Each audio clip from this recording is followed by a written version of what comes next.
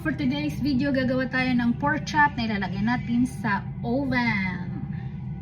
Ayan.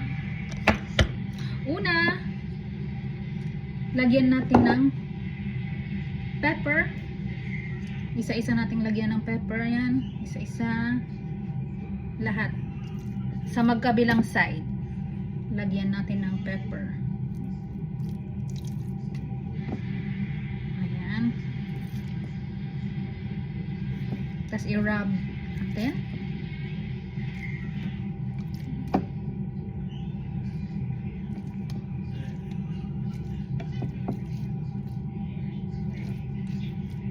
Ayan. Siguraduhin mo na lagyan lahat ng pepper.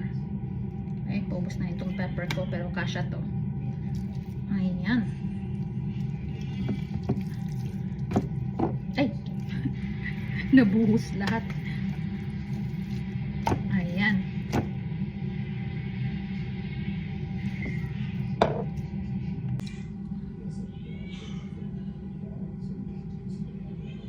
Sunod, lagyan naman natin ng seasoning.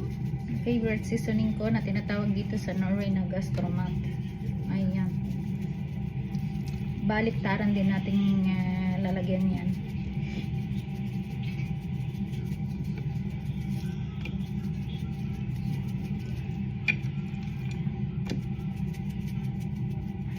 Yan, rub it.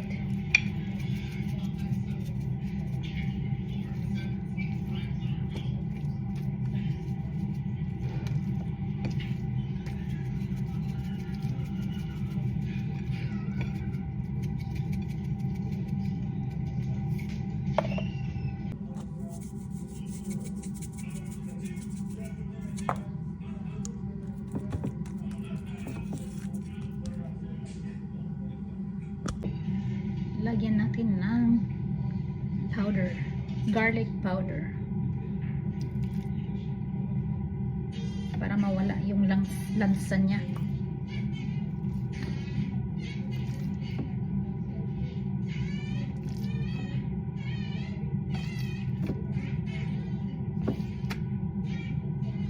Yan. Tapos lalagyan ko siya ng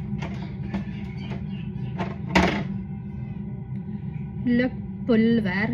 Ibig sabihin, ano to? Onion powder. Konting onion powder lang. Parang mawala yung lansa niya. Yung, pawala lang to ng lansa. Ayan. Para mabango. Mabango.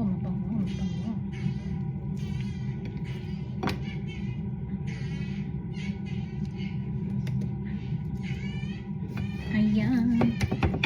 At hintayin lang natin ng mga 10 minutes para ma-absorb niya ang mga ricados na nilagay natin dyan. Okay!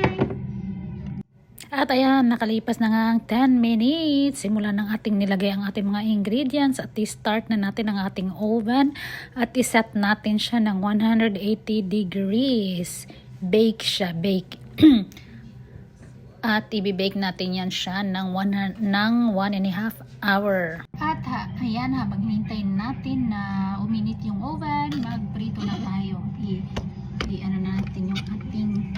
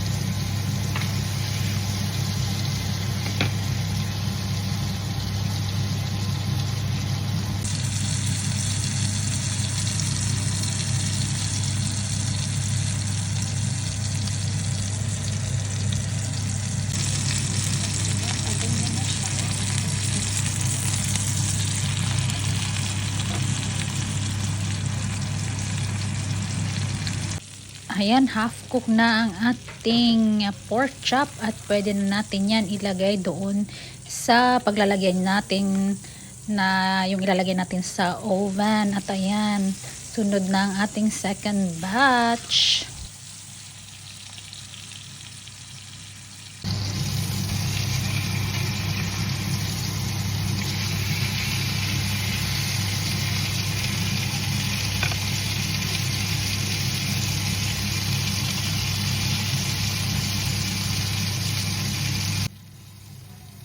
Ayan, natapos ng ating second batch at ilagay na natin yung dalawang natitira pang pork chop. Pinakalas kasi 6 na yan pork chop. More than 1 kilos yan. At ayan, hintayin natin na mag-brown din siya.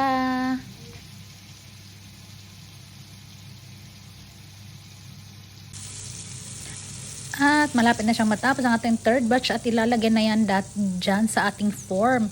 At dyan ko ibibake ang ating mga pork chop. At ayan, vintage na yung lagayan namin. More than 10 years na yan dito sa amin. Ayan, tapos na ang last. Tapos na ang ating last batch.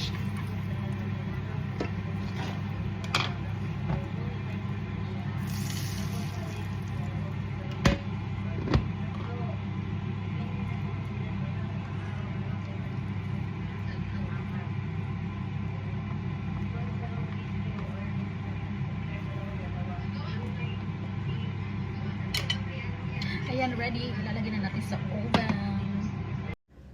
At ayan, timing naman. Natapos ko nang prituhin yung mga pork chop natin at umainit na ang ating oven. 180 degrees. At ayan na siya. Nakalipas na ang 45 minutes. At babaliktarin ko na siya. Tapos, nung nabaliktad ko na yan is pinababaan ko ng apoy ng 150 degrees at ibibake natin ulit siya ng 45 minutes. 1.5 hour ang pagbake ko dyan para lumambot yung ating karne. Hindi siya sagi, hindi siya matigas. At ayan, luto na nga ang ating pork chop, baked pork chop. At luto na rin ang ating broccoli. At ayan, kakain kami ng potato and carrots. At ayan ang ating tinatawag na surkol. At ayan, iinitin ko lang siya sa microwave. Maganda siya, para siyang pickled cabbage. Kumbaga, kimchi. Kimchi ng Norway. Masarap yan i-partner sa pork chop na yan. Hindi na kami gumagamit ng brown sauce. Yan na yung ginagamit na yan. Yung potatoes at carrots. Boiled lang yan. Ayan na siya. Tapos ng mainit. Andyan na rin yung ating broccoli. At charan! Ready to eat! Enjoying our dinner. Kain po tayo. Ayan na. Yummy, yummy! At maraming salamat nga pala sa pagtsatsaga niyong panoorin ng aking video. God bless us everyone. Maraming salamat po. At ayan, bon appetit. Kain po tayo. Thank you for watching. I love you guys. At sunod, abangan nyo naman ang aking abroad pa more.